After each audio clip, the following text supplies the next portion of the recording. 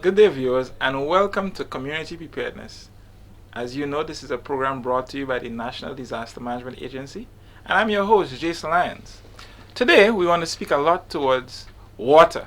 Water is the essential building block, or that module of life that we all depend on, and we want to speak a little bit about it, actually a lot about it, why it's so important, and we have here with us someone who is dealing with water on a daily basis. It's her job to deal with water.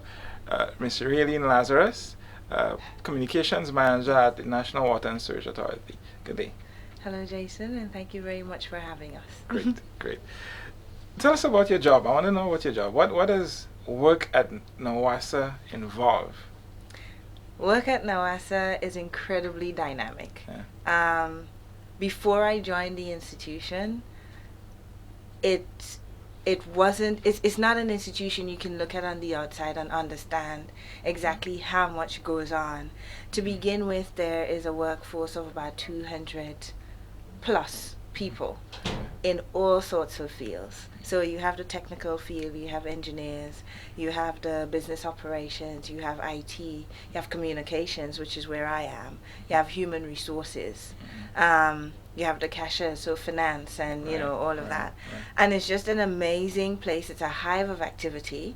There's always something happening. I think the organization actually is really a reflection of the resource that we work with, Right. which is water. It has to be very fluid, and very moving. You can't be Dynamic. static at all, and you have to adjust to whatever situation there is, which Yeah. water does beautifully. Yeah. So I think in that capacity is a really fabulous place to work. Okay. A lot of times we know NAWASA is deals with water because that's the most important thing to us. But also very important is the sewage. Yes. And we disregard that many times. Yes. And I've been learning, recently over time that there's a very elaborate sewage network in some of the towns that we have. You want to speak to that? Where does this sewage come from in terms of which areas are serviced by the sewage pipelines, and what happens to the sewage? At the moment, the extent of the network is to the south of the island. So it's really in St. George's, south of St. George's, because this is where we have most of the businesses, the hotel bells, etc., etc. And you would understand that because it is the city, then you have a denser population. So with regards to, say, hygiene standards for the sake of public health and safety, this is where NAWASA comes in terms of safely collecting the sewage matter so that we don't have this all over our streets, and so that it is adequately disposed of as well without any chance of risk to the communities that actually create this matter. Yes. All right, good. Well, viewers, as you know, or you may not know, that the prediction, we're in the hurricane season, and the predictions for this Atlantic basin for this season has been increased. As you would imagine, you've been seeing many storms being formed, one after the other, that's coming off of the coast of Africa, and it has been increased. So it was increased from 12. It has been increased from 12 to 17 named storms as the prediction. 5 to 8 expected to be hurricanes, and 2 to 3 could turn into large storms, and that's including the ones that have already gone. So we're seeing here a lot of storm systems in the area. And as we're speaking about water, this is all about water. That's what these storm systems are about. It's brings precipitation, it brings rainfall, and the cloudiness and so on for us, and that is what NAWASA manages. The management of the water network throughout Grenada, Carriacou, and Martinique has come under question many times. We've had years where we had droughts, we had to be shipping water up to Carriacou, persons depend on water, and so when the pipelines become blocked, it's normally a big problem. Yes. We don't pay attention to it until it's not there. You never miss the water until the well run dry. Quite literally. Quite literally. And I think that's the way it works for perhaps most things. When something's functioning as it should, then there isn't a problem. There's no need, you see, because it works as it's supposed to work. But then, of course, as soon as it goes wrong and persons begin to suffer the inconveniences, whatever, then you hear all the ills, all the things that are wrong with it. We do not wait. At NAWASA, we do not wait to hear the cries.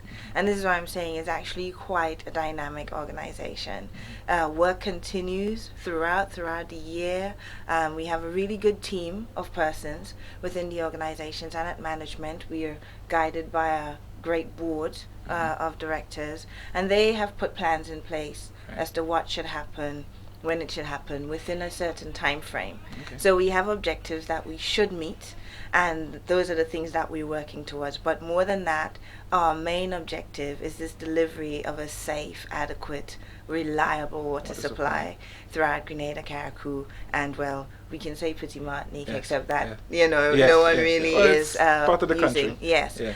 And what we kind of do with that is that we're aware of things such as like our aged infrastructure, which we have to keep reminding our customers, you know, the network, because it's aged, it brings with it its own set of challenges. So you're speaking of things like water and the hurricane season and extra precipitation and that kind of thing, and it would of course affect us, because if you have an aged network, then possibly you have pipes that are leaking. So when you have a lot of rain and you have floods or slides, the pipes will probably break easier, or they will leak, so you know, like leaching. And so that dirty water that you'd probably get, we keep saying, it's not what we send you from the dams or the storage systems, the tanks. That's not at all. Those are tested, they're filtered. Everything goes through a process, whether it's a slow process or a fast process, as in a mechanical process. It goes through a process so that we are actually very confident about the quality of water that we send to our consumers. However, as I said, age network, things will happen. What we try to do is respond to those occurrences in the shortest possible time with the best crew. You know, we have a trained crew of people who are out there, and they're always ready, willing, and able to go the extra mile on it. So we're happy to say that normally we're able to respond quite sharp to whatever challenges that occur, and we're able to get them back. But it's a continuous process of improvement for us. I'm testimony to that, because I've had situations where I live, and you know, you call NAWASA, and you know, in a day, or based on how grand it is, they ask the size of the pipe and so on, and they would come out immediately. And whilst it's always good to be reactive, because you need to address issues as they come up, it's also very good to be proactive. And I know NAWASA is a very proactive company, and you've been doing a lot of work to ensure that your system is upgraded, and as the community upgrades, because new homes are coming on stream, new developments, new communities. And I've realized that NAWASA is going out and making sure that these communities are, you know, are supplied with water. Tell us about some of the projects that NAWASA has undertaken recently. Well, the biggest project would have been, I think everyone is probably really familiar now with the Southern Grenada Water Supply project, which did a whole upgrade of the facilities in the southern part of the island. So there is still work to be done with the northern part of the island, but that included the pipes, the technology, you know, everything got a bit of an overhaul. And that has shown significant benefit for us and the customers. We perhaps have less complaints than we would have in these areas normally, but as we say, the northern area is where we still need to do some work. However, even up to recently, we would have had a project being done in the Grand Anse area. So throughout the housing scheme, the Lyons housing scheme, the Frequenta area, the Morris Bishop Highway, we had an upgrade of pipes. Now, unfortunately for some of our consumers, that means an inconvenience. We have to take the water for a day, perhaps two. A little inconvenience for motorists. Sometimes we have to close the road. It depends on how deep the pipe goes, and sometimes there are little unforeseen things. So you think it might take a day and it takes you 3. Right. But what we're sure about is that when we're finished with those projects, that the supply to the consumer is vastly improved. We've also got a project ongoing right now at Mardi Gras. Okay. And that also has to do with improving the water quality. So there's a lot of relaying of the pipes, and we know that person's in, I think there's Africa, and there's another lady whose address I can't remember now, but very specific places. And we're so pleased to be able to say that we've heard these cries, we've heard you lamenting, we know you don't like the color of the water you're getting.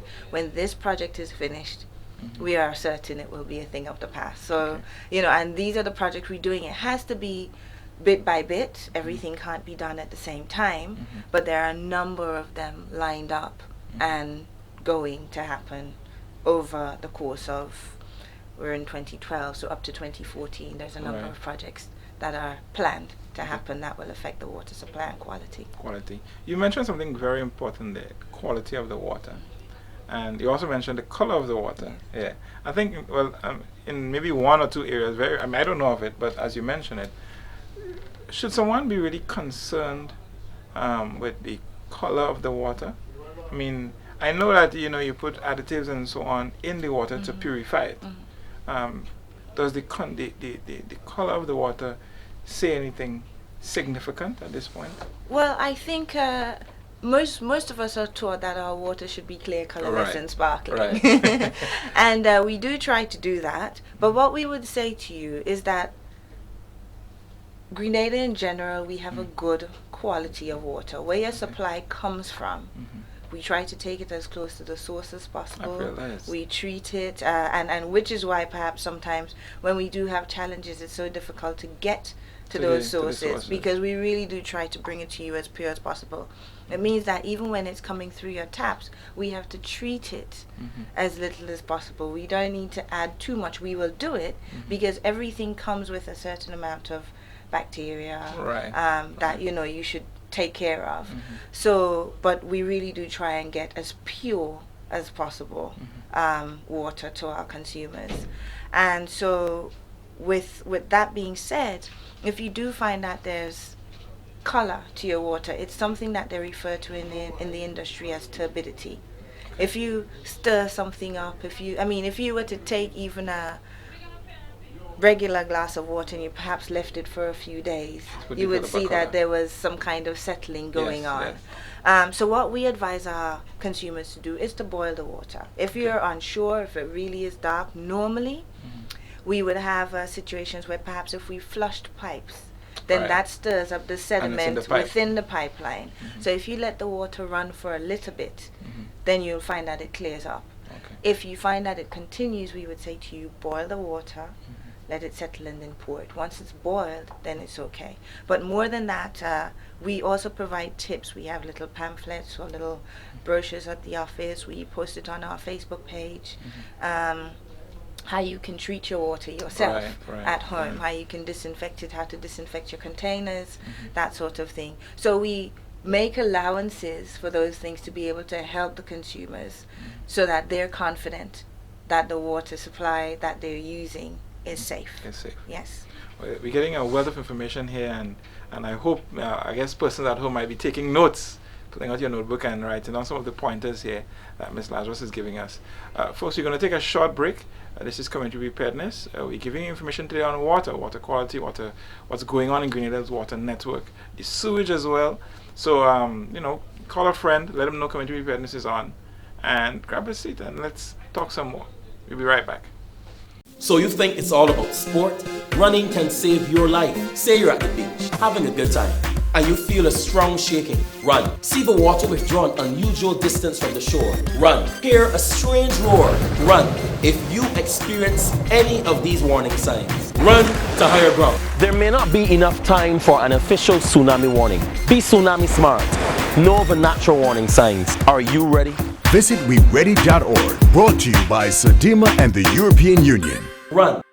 Welcome back, viewers, to Community Preparedness. As you know, this is a program brought to you by the National Disaster Management Agency. I'm your host, and we're chatting today with Raelene Lazarus, the Communications Manager from the National Water and Sewage Authority.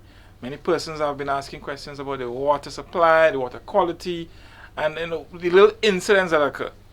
In the first segment of this program, we spoke to a lot about the sewage, the water quality, the water getting to your home, what you should do with it, the type of water getting to your home, whether it be turgid, turbid. Yes. Turbid is the term that we use to describe the color of the water and so on. So we're going on. We want to speak a little bit here, a lot here actually, on the water storage. Tell us about the water storage. What do you recommend? What do you think persons should do and shouldn't do when it comes to water storage? We always say, particularly during the rainy season, you perhaps would think that, but it's raining, which means there's water in abundance. Right. So there's no need.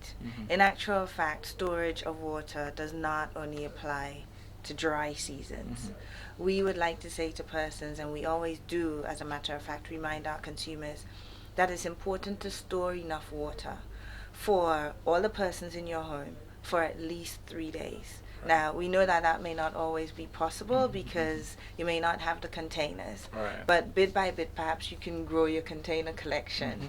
And we would say to you, it is as important in the rainy season, simply because Mother Nature can wreak as much havoc with an abundance of water as she can without. Yeah. So in instances when we have heavy rain and there's floods and slides, and it makes the water turbid, so it muddies it a little bit, and systems are broken, pipes dislocated, systems are blocked, you will find that we would need your help in terms of maintaining your water supply, because we are unable to say X amount of rain will bring X results. Right. So we cannot plan for a disaster such as this, or an emergency such as this.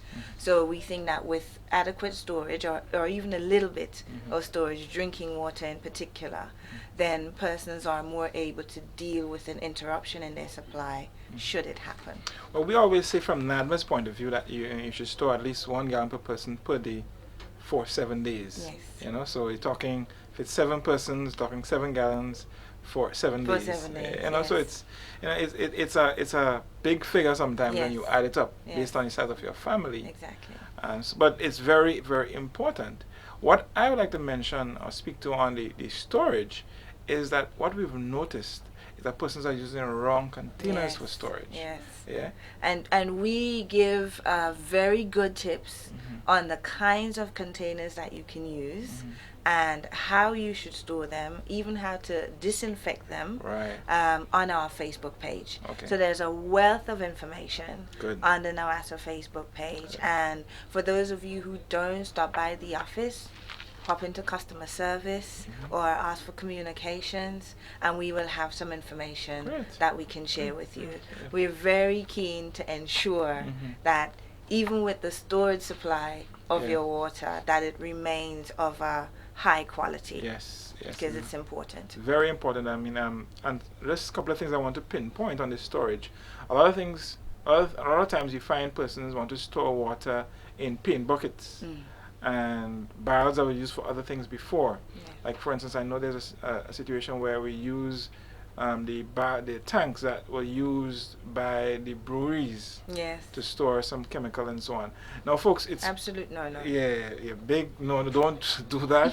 It's not. If you're doing that, storing water in that, it's not for drinking. Yes. All right. It's not for drinking. Now, these containers are lined with a special lining that's not healthy for you. It's toxins that they use to preserve the container against the chemical that's put in. And if you go to systems and so on in different paint companies, they will tell you that it's not to be used for storage of water. As a matter of fact, all water containers, there is something called a plastic grading, and all containers, there has this little diagram at the bottom of this little thing. It's a chasing arrows with a number inside of it. That's right. Yes. And you're supposed to store water, I believe, in containers with the 1. I think it's 5. I could be wrong. But you be very, very skeptical as to what you should do. And the containers with the 7, basically means they're not sure what's in that compound that made that container. So you're not really supposed to use these containers. So in buying a water container, make sure that you see that little arrow, those chasing arrows, that triangle with those chasing arrows with a 1 in it, that signifies that it's a water storage container. Yes. Yeah, it's usable for that purpose. Exactly. Yeah. Exactly. And we actually have, like I said, we've posted it before on Facebook, but we'll happily put it up again. Yeah. We like to repeat information, particularly if persons may have missed it. Then it gives them a second chance or a third chance to get the information again. And the season is not yet over, so we can't be too careful. Basically, in a nutshell, we would say to you, do not, if it wasn't used for food or drink before, don't use it for water. do not use it for water. Right. You know, and as we said, there are containers. There are ways to disinfect your containers. There are proper ways to store your water once you actually collect it, so that you can preserve the life of your water. We give you tips on all those as well. So, and even if you were to get some water and you're not sure about the quality of it, because as we say, within disasters, your sources may change, your water source may change. So even if you're unsure of it, we also tell you how to disinfect that water that you would get to make it ready for consumption. Yes. And that's another point that you brought across that's very important. The emergency water supplies. You know, you have a storm, the pipes are jammed up with mud and so on, and you decide, you know what, somebody said that there is a new spring. All of a sudden, there's a new spring after a storm in a particular area.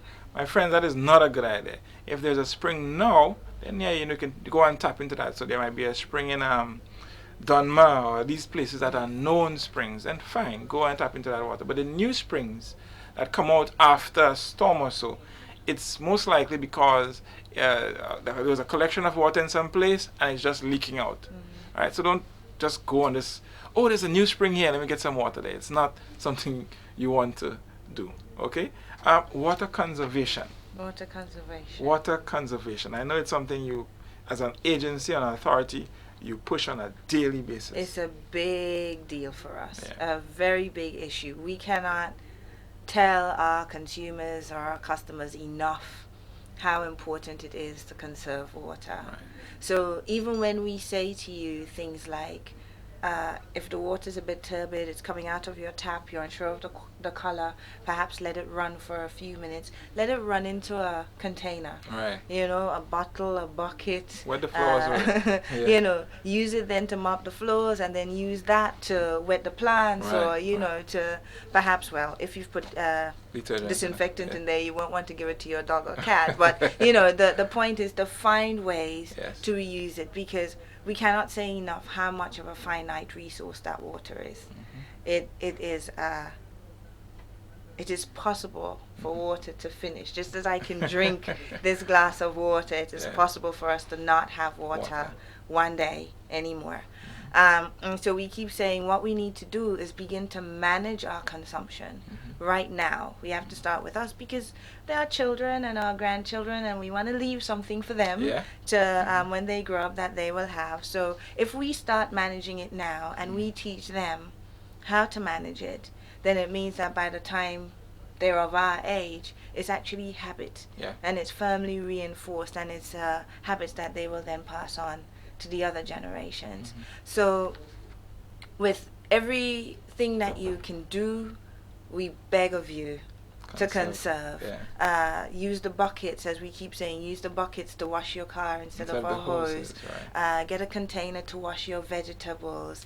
Close the taps when you're brushing your teeth. Shorten your showers, you know, that kind of stuff. And actually, for those of us in Grenada who are so familiar with the luxury of being a water-rich, I would say all we need to do is go to our sisters and brothers in Garrigu, and who have an amazing resilient system. They're very good at conserving water. There is no waste. So perhaps we can take we're never too old to learn. We can take a leaf, that's right, from their book, and look at something that they're doing. And just today, for one day, and perhaps every day, if you start with one habit, and it may be something like, for example, some people would they like cold water. I drink water at room temperature, Right. so it's perfectly okay for me to turn my tap on and get a glass of water. Okay. Some people like cold water, so what they would do is they would turn the tap on and let it run until they think it's cold optimum enough. temperature. Yeah. Now we would say, how about if you put a bottle of water in the fridge or a jug, and then maybe from the fridge it's too cold, you can then mix it with the water from the tap to get the optimum temperature for you. So just little things that we can all do on a daily basis. It doesn't have to be, you know, grand yes, mechanism in place. You know, and they don't have to be expensive. It's not about changing all your showers or your taps or your toilet tanks or anything like that. Right. Although, mind you, if you are building, we would suggest to you, and I'm sure persons who are building would love to know that too, that you look at the water saving devices, right. you know, and get that as much as possible, right? Because then really in the long run it's also a saving for you when it comes to your water bill. So, you know, if you're building now, it is very wise that when you go into your hardware place, you talk to them about the bits that you would need for your house that can save your water usage. And simple things, like getting the tanks and so on that use less water. Something I learned some time ago, the diffuser that screws onto the tap that creates air bubbles within the tap. You know, that little filter you see at in the kitchen sink, the faucet in your kitchen sink, it serves a very good purpose because it allows air to be in the water as well, so it's not a constant stream of water. It's a water saving device as well. So I mean, I'm hoping that I know that persons are listening to you, Ms. Lazarus, and taking the information and working with it. I've heard about something that NAWASA has, a customer service charter. Yes. What is that about?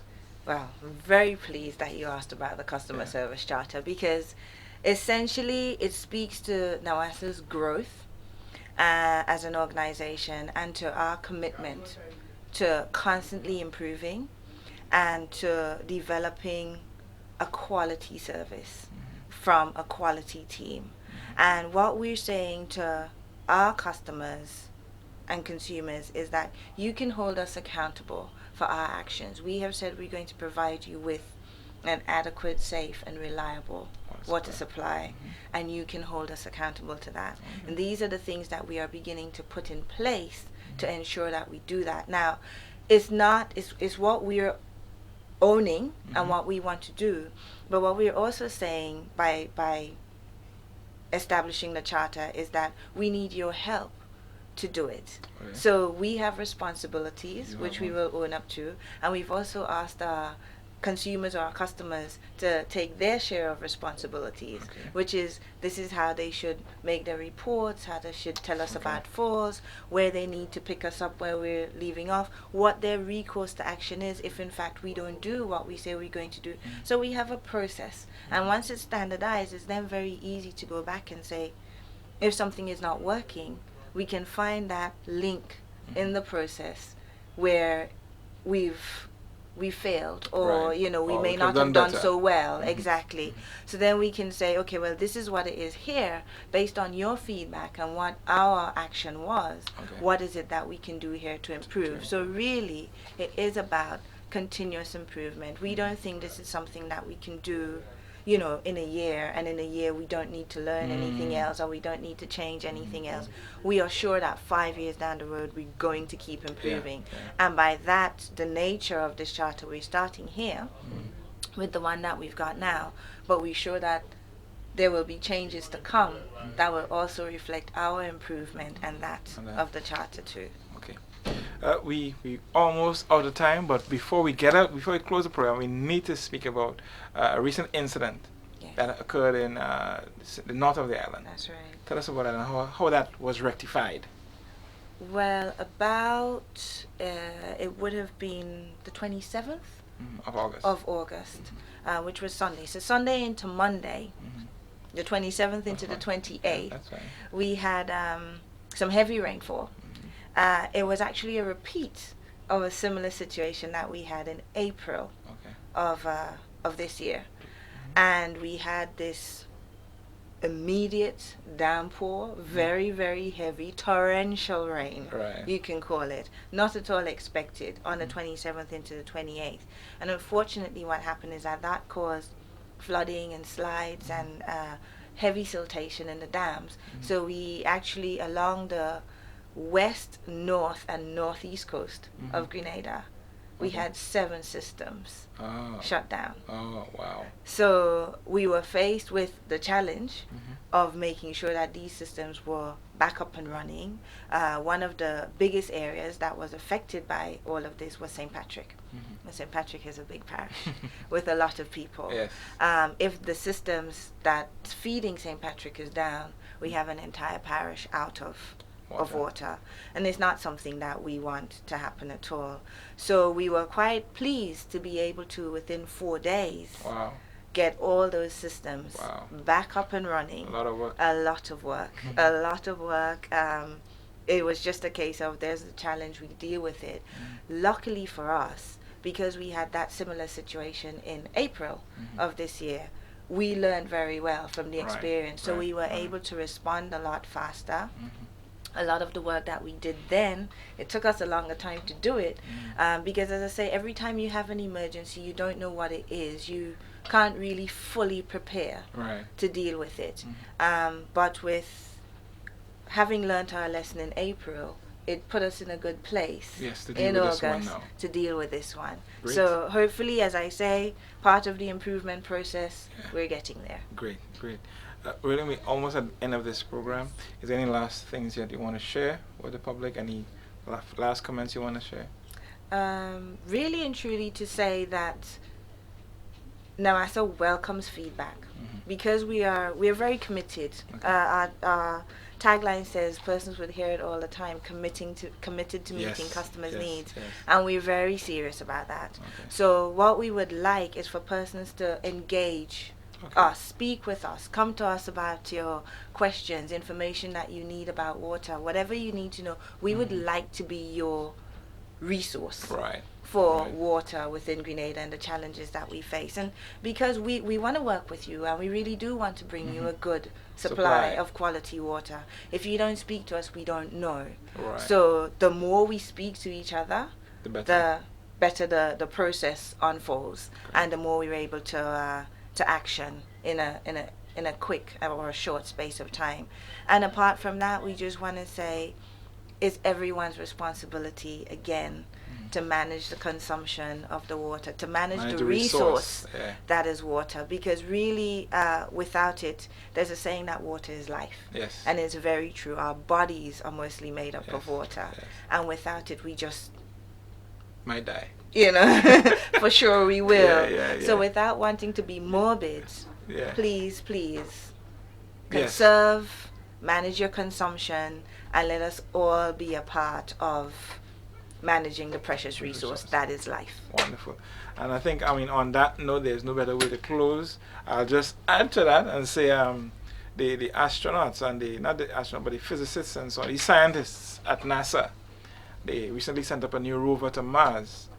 And the objective of that rover, the main objective of that rover, is to find if there was any, or find if there are any places or traces or indicators that there was once water on Mars. Because that would signify to them that there was once life on Mars. I rest my case. Folks, have a wonderful day. May God bless you, and thank you for viewing Community Preparedness. Goodbye.